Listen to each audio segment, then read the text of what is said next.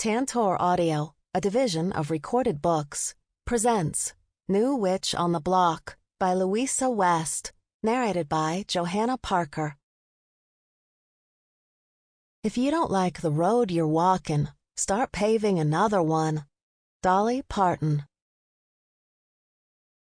Chapter 1. Rosemary listened to the sound of birds twittering outside of the bedroom window. She instinctively strained to hear the hum of traffic from a nearby expressway. A gentle breeze in the trees played harmony to the birdsong, and she could hear the faint sounds of someone chopping firewood not too far away. But that droning of cars and trucks that she'd become accustomed to was gone. She opened her eyes to an unfamiliar room. Her small suitcase stood, still packed, by the open bedroom door. Her daughter, Maggie, dozed on the bare mattress beside her, curled toward her mother for warmth and comfort. And as she reached out to stroke Maggie's soft, dark curls, everything came rushing back to her. The panicked snatch of what little personal belongings she would be able to carry, the hasty departure, bundling a half-asleep Maggie into a cab, urging the driver to go, and slipping him cash she couldn't afford so that he would spirit them away into the night. Arriving in a strange town right on closing time for the local real estate office, managing to secure a small furnished cottage on the outskirts of town, no questions asked. So many coincidences had to come together to make their escape from Randy a success, and Rosie was thankful for every one of them. For all her adult life, she had been Randy's woman. In biker language, that meant she was his property. She moved when he said she could move, ate when he said she could eat. She did as she was told when she was told to do it, and above all, she kept her mouth shut. At 17, running away with a man on a motorcycle had been exciting. The freedom, the thrill of the road, the roar of the bikes between her legs. He'd promised to keep her safe, which was something she'd rarely felt in the foster homes she had passed through. It was just a damn shame she'd been too naive to realize at the time that safe also meant imprisoned. His promises and compliments soon gave way to yelling, broken things, and bruises. Then came the apologies, the promises to do better, and the reminders of how great their years on the road had been. The cycle left her so mentally exhausted that she didn't have time to think about leaving, much less act. And then, at 29, Maggie happened. She remembered sobbing over the toilet with Raquel and Mimi when she read the pregnancy test. She could still hear Randy's voice when she told him, "Guess you won't be running out on me anytime soon then, will ya?" Letting out a tense sigh, Rosie unzipped her hoodie and shrugged it off. She laid it over Maggie, who snuggled into the soft material. "First order of business? Coffee." The small tote bag of essentials she had brought sat on the white tile counter in the cabin's tiny kitchen. She didn't have the energy to inspect the place the night before. She waved dust from her face as she looked through the cabinets for something to make coffee with. She opened a cupboard to the left of the sink and found an old-fashioned kettle, wine glasses, and a dusty bottle of red wine. Jackpot! She read the label on the bottle, cracked and peeling up at the corners. Fox Cottage, 1881, muscadine. Well, alcohol was alcohol, cheesy labels or not. She turned on the kitchen tap and watched with a wrinkled nose as red-brown water spurted into the sink. Gross, she thought to herself. How long had this place been vacant? The water did eventually run clear, and she hoped the kettle would brew out any other impurities. She set the kettle to boiling and decided to check out the rest of the house. Starting at the front door, she meandered into the living room. It was a small but cozy rectangular room with a bay window overlooking the front yard and a little fireplace at the other end. The couches, rug, and curtains looked like they could use a good clean, and she could tell the mattress they had slept on needed an airing out. She started making a mental to-do list. Fox Cottage had been vacant for some time, according to the realtor. It had been a while since she'd done a showing of the property. The thick layer of dust on everything suggested her understatement was deliberate. Rosie would be shocked if anyone had been in here in decades. But the owner would be so glad to have any rent coming in that the price was low. and improvements were welcome. It was fully furnished, which was useful for a family starting over, and the place was very private. There was only one neighbor, a man who lived in a camper trailer an acre or so away. Rosie took 5 steps from the living room to the breakfast nook, where a round table sat cramped in the corner. They might brush elbows, but Maggie could do her homework, and the two of them could eat dinner, which was all they needed. The back hall was more like a hub and only hosted 2 doors. The one at the end of the hall revealed a small bedroom with a single bed and a strange round window that Rosie knew Maggie was going to adore. The other door opened into a washroom. She gasped with excitement to see a large clawfoot bathtub there, even though it was filthy. But her heart sank when she noticed the aluminum washtub and scrubbing board that substituted for a washing machine. Clearly, no one with children had lived here since the Civil War was a thing. It would be a long while before Rosie would be able to afford a luxury like a washing machine. Right now, she wasn't even sure how she was going to pay her rent. She'd taken every cent from the meager account Randy maintained with her for appearances and stolen the small roll of bills in his underwear drawer. But her funds acquisition had only netted her enough for a month's rent up front and the bare essentials. And Rosie knew it would spend quicker than it had come to her. Her head churned with thoughts on how she was going to make this work. She would need a job, but who would hire her without a high school degree or any professional experience? With no credit, would the electric company even approve her as a new customer? Or a cell phone company give her a new contract? Or a bank give her an account? Randy had controlled everything since she was 17. She didn't even know how to do most of these things, and she worried doing any of them might allow her husband to track her. Her gaze eventually settled on the filthy bathtub. Well, she might as well get down to business. Living in a grungy cottage just would not do. Rosie opened every single window in the house to harness the breeze in her efforts. She cleaned the old clawfoot tub with a ratty towel she found under the sink and some clumpy baking soda from the kitchen pantry. When she found a clothesline and bed sheets in the tiny linen closet in the washroom, she was so excited she didn't stop to think what might already be sleeping in them. A palmetto bug. A palmetto bug was sleeping in them. The cockroach/water bug, every bit as big as her thumb, was startled by her scavenging and flew, yes, flew, out of the linen closet in a panic. And like a yawn on a summer day, the panic was catching. Arr! Rosie made a sound somewhere between a scream and a strangled noise of indignation.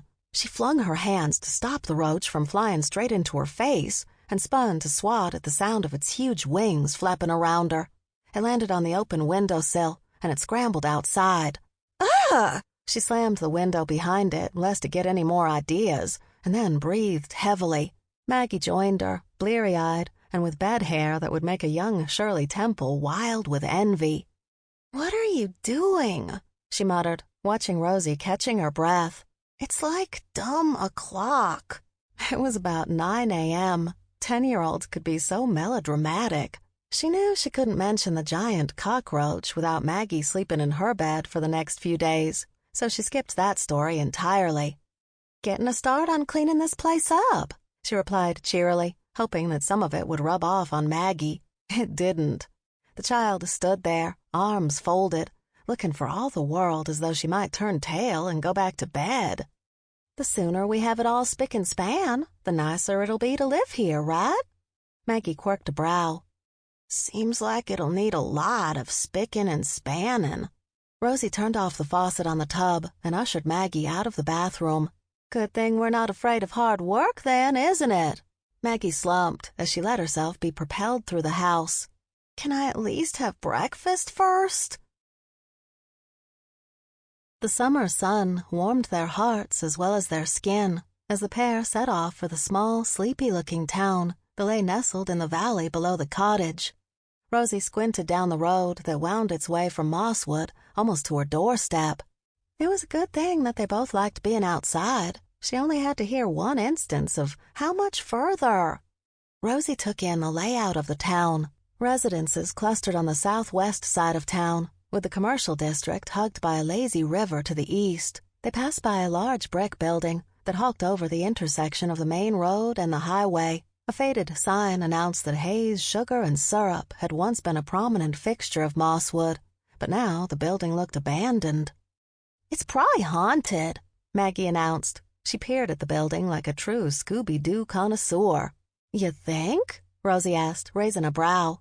"Duh. See the cobwebs in that broken window?" Maggie nodded her head in the direction of the building. "Dead giveaway." Rosie hid a grin, resisting the urge to tease her child about how many spirits must be couch-surfing at Fox Cottage if cobwebs were a sign of ghostly presence. The sweet smells of summer seemed more prevalent down here on the flats. Soft scents of magnolia blossoms mixed with the earthy aroma of long grass growing by the road. An old ranch-style house, spruced up with white paint and green trim, sat opposite the abandoned factory. A small empty corral jutted out on one side of the building, with fields beyond it hosting 2 horses. A smart-looking sign nailed to the fence said it was the Mosswood Vet Clinic. They continued down the highway, passing a squat little motel/mechanical repair shop called the Beep and Sleep. It looked like a grease pit and had the smell to match. Granny's Diner on their right made Rosie's mouth water at the tempting scent of fresh fried chicken. A large but outdated sign out front said, "Have a good summer, coyotes," in big black removable letters. Old-school jukebox tunes drifted out of the drive-through window. With a maybe from Rosie that they could stop for milkshakes on the way back home, they stopped at the gates of Mosswood Elementary. "So that's the new torture chamber," Maggie mused with a tone of long-suffering resignation. Rosie chuckled. "I doubt it'll be all that bad, Pumpkin," she said. Maggie wrinkled her nose, scuffing the toe of her sneaker across the blades of grass that poked up through the cracks in the old cement sidewalk. "Is this school gonna be full of rednecks?" "That's not polite," Rosie schooled her. "Of course not. My last school had over 600 kids. That school looks like it could barely fit 20. Rosie rolled her eyes. "Kids." "There are 113 students at Mosswood Elementary," she told Maggie with confidence. "I Googled it. Now come on, we got ourselves some exploring to do." Main Street was a thin 2-way road that was little more than a place for necessities to park themselves for consumption. A handful of people wandered along either side of the avenue in the shade from curbside trees. They took time out of their errand running to rubberneck at the newcomers. Rosie put her arm around Maggie and ignored them. The road seemed in good repair, if a little weather-worn, with parking on either side. A single police cruiser sat outside a pokey-looking building that must have been the sheriff's department. "Healthy critters!" A kid who looked like he lived in a swamp called out to them hopefully, gesturing at a battered bucket by his bare feet. He couldn't have been much younger than Maggie and didn't look half as well off as they were, which sure was saying something. "Itty-bitty baby turtles. Ain't no pet like 'em," he said to Maggie as they continued down the sidewalk towards him. "Just $5'll get you a turtle." Maggie immediately rounded on Rosie, eyes full and hands clasped in front of her chest. "Can I get one, Mama?" she all but begged. "Look how cute they are." Rosie cringed. She couldn't think of anything worse than a slime-covered snake with a shell stinking up their soon-to-be distinct cottage. She stepped forward reluctantly and peered into the bucket. "I don't know that it's a good idea having them in a metal bucket on such a hot day," she told the kid, who seemed unperturbed by the welfare of his meal tickets. "Nah," he shrugged before he sniffed and spat on the sidewalk. "They're reptiles. They like the warm. Sides," he grinned, showing off that one of his front teeth were missing. "They'll sell like Granny's hot dogs on game day, right sure enough. $5? Yeah, I know." Rosie finished for him before turning to Maggie. "Sorry, Pumpkin, but we got ourselves some settling in to do first." She nodded at the kid and put her arm around Maggie's shoulder to guide her further down the street.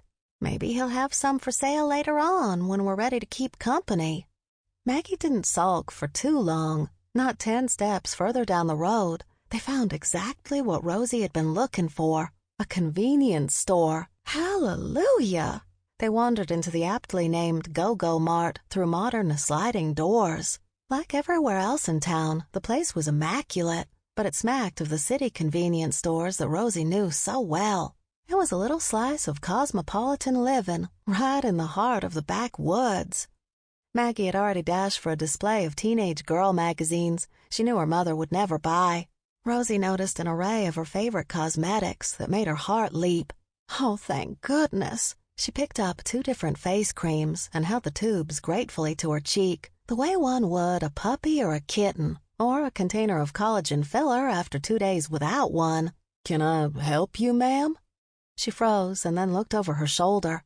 Yep, a man was talking to her, the crazy lady hugging face cream. She shoved them back onto the shelf and straightened her shirt as she turned to face him. She glanced in Maggie's direction, hoping for backup. She could see 2 hands and the top of her daughter's humidified frizz around the cover of Girlfriend. Traitor. "Oh," she said, a touch too brightly, in a last-ditch attempt to cover her faux pas. "Well, yes, I suppose you could. You see, we're new in town, and—" The man was younger than she was, had light brown hair, a handful of freckles across his nose, and kind green eyes. "You must be the folks that have rented Fox Cottage." He gave her the once-over, and she suddenly wished she'd had something nicer to wear, or somewhere nicer to live. Carol Ann hadn't mentioned that a reputation came hand in hand with her cheap rent. Rosie hadn't wanted to announce their arrival in town, but she could see that the horse had already bolted. "We must be," she said, lifting a hand to brush her dark bangs out of her eyes. "Rosie," she said then, because it was the least awkward and most logical thing to allow out of her mouth. She nodded in the direction of the magazine rack, her ponytail bobbing. "And that's my daughter, Maggie, short for Magnolia." Ben glanced over. "Oh, yeah?" he asked, feigning surprise. "Looks like Taylor Swift to me." Maggie peered over the top of the magazine before disappearing again. He held out a hand. "I'm Ben Major." He smiled.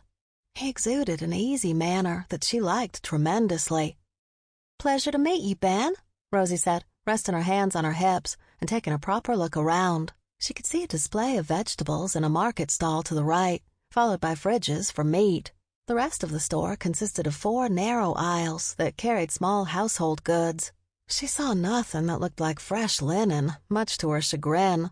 The thought of sharing her bed with any other freeloading bugs was enough to turn her into an insomniac. "I need some home staples. Food, of course," she smiled. "Some decent coffee. I notice y'all don't seem to sell much in the way of homewares. Is there anywhere in town I can find stuff like that? And appliances," she added hastily. She was already dreaming of replacing the bathtub and scrubbing board with an actual washing machine of her very own. Ben let out a low whistle.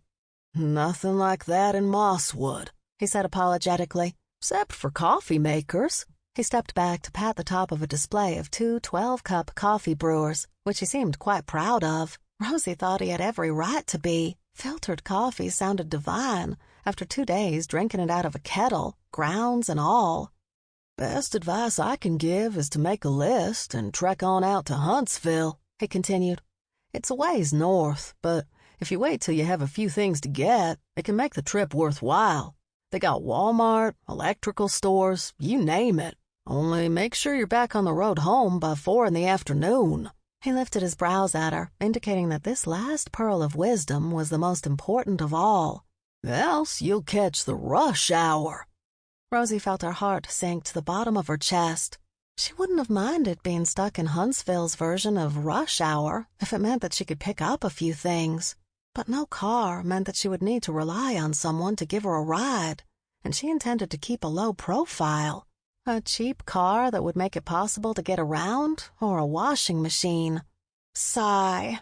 "I'll be sure to keep that in mind," she said, trying to hide her disappointment. "Thanks, Ben. Appreciate it." "No problem," he said, seeming pleased to have been of service. "Now, food and household staples, on the other hand, I can definitely help you out with those." Maggie and Rosie left the Go-Go Mart almost 20 minutes later, each carrying 2 reusable shopping bags full of household staples. They took a different route back to the highway to maximize their opportunity to explore. As they rounded the corner where Wallace Realty sat opposite the town hall, Rosie snuck a glance at the houses advertised in the windows. There were some prettier places than Fox Cottage on Carol Ann's listings, that was for sure. But Rosie had already started to feel an affinity for the rickety old pile that she couldn't explain. Beneath the dust and the ghost-heralding cobwebs, the place was a sanctuary by necessity. It was a haven for her and her daughter when they needed one most, and she had decided to do all that she could to repay it for giving them a fresh start. Once they passed the realtor, they came across the Quick Clean, the laundromat that was little more than a bricked-in hallway with a door, but they pressed their noses to the windows like it was Disney World, somewhere to do laundry that wouldn't leave her hands raw, and somewhere to lug laundry, on foot, every few days. She sighed. "Okay," she told herself, "the first thing I'm saving for is definitely a car." "Mom," Maggie said, interrupting her mental life strategy planning session. "Look!" Rosie turned her head in the direction Maggie was looking in. Tucked into a small back alley was a storefront painted with splotches of camouflage paint. Out front, there was some kind of rack that Rosie could only assume was for skinning dead animals, because there was a deer skeleton hanging from it limply, its bones bleached white by the sun. Her gaze jumped from the poor deer up to an imposing sign above the door. "Oh, shoot. You got that damn right." Dinner was a magnificent affair of jarred sauce spaghetti with a bowl of iceberg lettuce that served as a green salad. Maggie was flipping a pale green piece of leaf over and back before she caught her mother's eye across the table. "Is Daddy coming to meet us here?" she asked. Though the question was commonplace, Rosie knew her daughter. She heard an undertone of fear in her daughter's voice and in the way she wouldn't meet her eyes. "Is this where we're living now?" Rosie's food stuck in her throat. She'd kept them both busy on purpose that day. She expected Randy to start calling somewhere around mid-morning when he roused himself from his hangover in whoever's bed he'd fallen into. She'd kept her cell phone turned off so he wouldn't reach her. She continued to chew to buy herself some time before answering, and then forced herself to swallow. "This is where we are living now," Rosie said, measuring her words. "But he's not coming to live with us, Pumpkin. It's gonna be just you and me. Just us girls." Maggie was quiet for a moment. "Is that because he's mean to us?" Rosie's heart felt like it weighed 1,000,000 pounds. "Yes," she said. "No more bad things are gonna happen from now on, okay?" Maggie nodded, her dark hair bobbing up and down in her ponytail as she continued to eat her spaghetti. She had a halo of sauce around her lips, and Rosie wondered how on earth she could ask such wise questions and still manage to stain all her clothes with her dinner. They cleared the plastic dishes they had bought at the Go-Go Mart, Maggie washing them clean, while Rosie dried and put them away. Between snippets of conversation, she looked out of the kitchen window towards the twinkling lights of Mosswood. "I miss my old room and my friends." "I know, Pumpkin," Rosie agreed. "But you'll be able to make some new friends, and it'll start to feel like home before you know it. Except the air is nicer than home. It smells like Christmas here."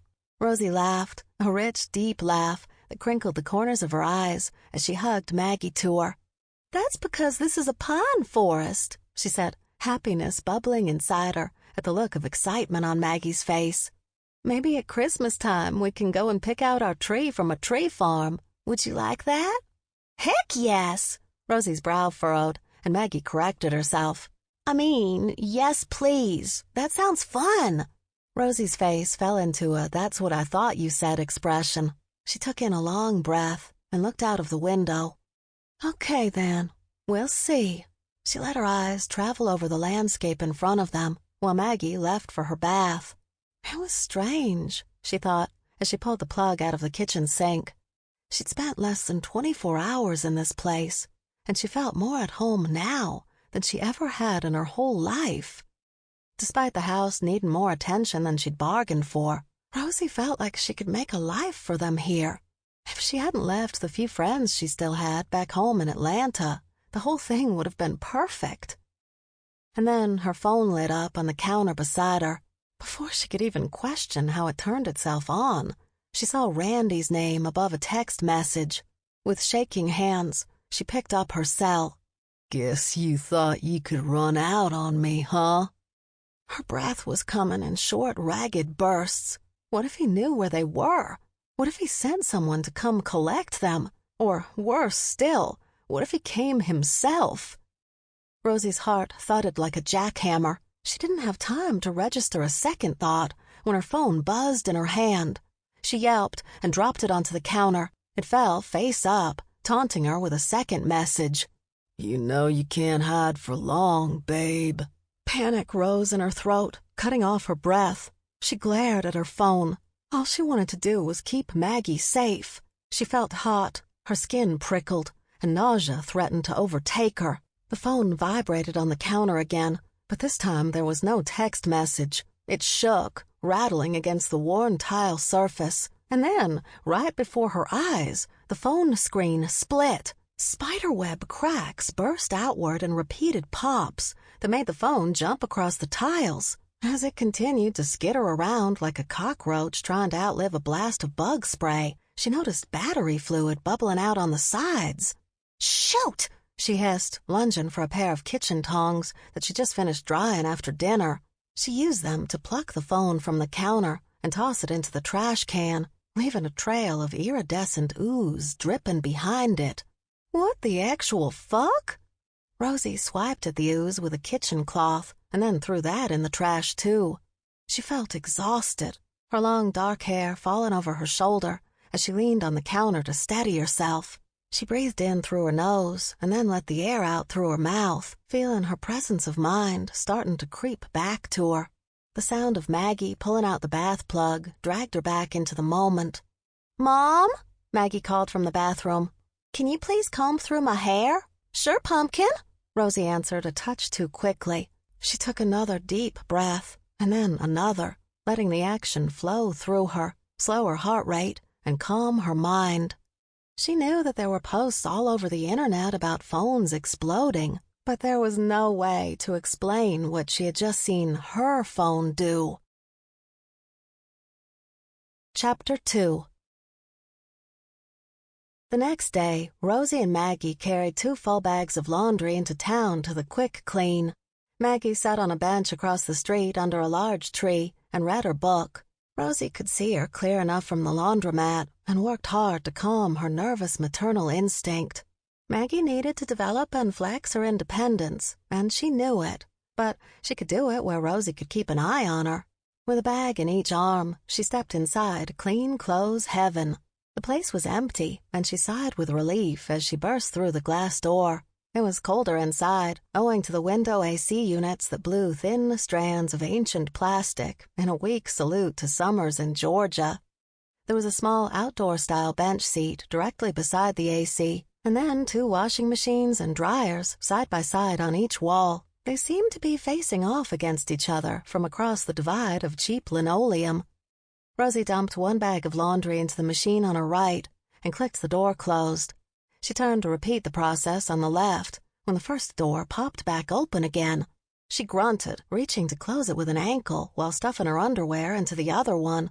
She wasn't quite coordinated enough and gave up, shoving her smalls into machine number 2. She turned to check there weren't too many clothes for the first one to stay closed. It would be just her luck to have brought 3 loads of wash into town instead of 2. But there didn't seem to be a space problem. Rosie leaned closer to the inside of the machine, gave her clothes an experimental prod, and then closed the door. The second machine popped open behind her, slapping lightning against her derriere. "Ah!" she yelped, almost jumping out of her skin before she turned to glare at the handsy washing machine. She frowned, placing a comforting hand on her butt out of habit. Of course the machines would be so old that they were practically defunct. Tutting with irritation, Rosie shoved her underwear into the second machine for the second time. She heard what she thought to be the beginnings of a now familiar pop behind her, and her hand shot out to slap the door of the first machine closed before it could barf out her clothes again. After a full 2 seconds of crouching with her arms outstretched, struggling to hold both doors closed at once, Rosie sighed. She couldn't put in her laundry soap, and she could not reach the change in her pocket either. Resisting the strong urge to cuss. Sample complete. Ready to continue?